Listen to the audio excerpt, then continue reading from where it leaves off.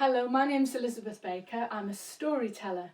My story today is about Gertrude Bell, who grew up in Redcar and who is remembered as a really important figure in the history of Iraq. We remember her as an adventurer, an explorer and an archaeologist. My story this time is about an adventure that she had just a little bit closer to home. So, make yourselves comfortable and get ready for a tale to take you away. The snow was coming down really fast and heavy now. That stillness you get when the snow is so thick that it blankets everything. Gertrude and the others were halfway up a mountain. All they could do was keep climbing and hope they were going to find some shelter and that maybe the snow would start to slow down. Gertrude had first learned to climb some years back on a family holiday in France, and she loved it. She loved that feeling of climbing until your fingers and your bones ached and you'd get wearily to the top, and then that exhilaration, particularly if it was a clear day, that there below you was the whole world, it felt like, and you were just at one with nature. Soon, Gertrude started to climb bigger and bigger mountains in the French Alps, and never one to do things by halves, she quickly became one of the leading female climbers of her generation. And then she started to climb mountains in the Swiss Alps that had never been climbed before. One of them was even named after her, Gertrude Spitzer. Gertrude's parents despaired.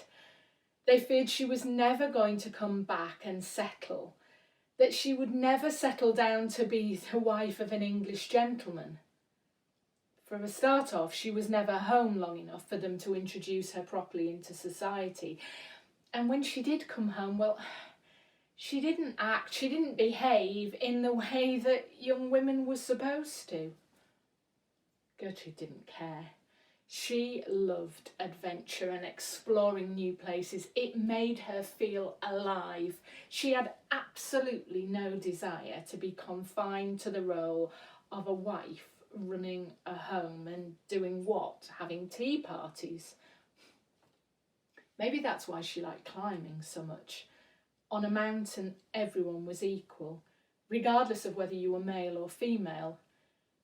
When you were climbing, your life was literally in your partner's hands. They were holding the rope. And now, today, well, Gertrude's life was hanging on a rope on the side of a mountain. The snow that had been so beautiful when it first came down was now a blizzard. And with a blizzard you get a whiteout. And a whiteout is hard to describe. It takes away all your senses. You can't see anything. Gertrude couldn't see beyond the end of her nose. And it blankets all the sound and you can't even smell anything. All Gertrude and the others could do was stay put and hope that it would pass. It didn't. They all hung on their ropes for hours. So long, in fact, that their fingers and their toes were really starting to freeze and the tiredness was setting in. And that's dangerous. Frostbite is one thing, but going to sleep in a snowstorm, well, that's not a good idea. You might never wake. And so Gertrude and the others tried to keep themselves awake, singing songs, telling stories.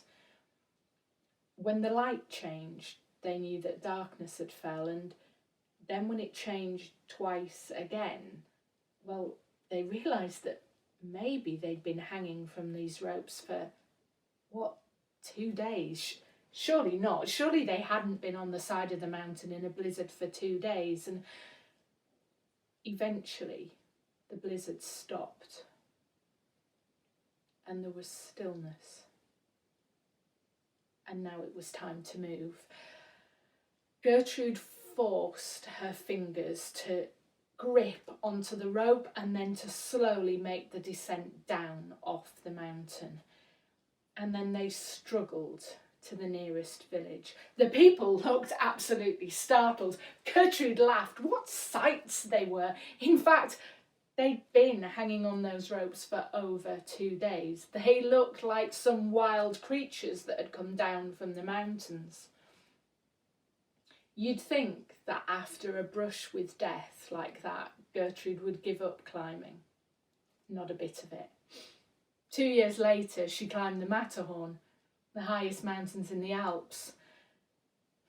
And she never was going to give up on adventure or tire of it. And it looked like she was never going to go back to Redcar and live the life of an English gentlewoman.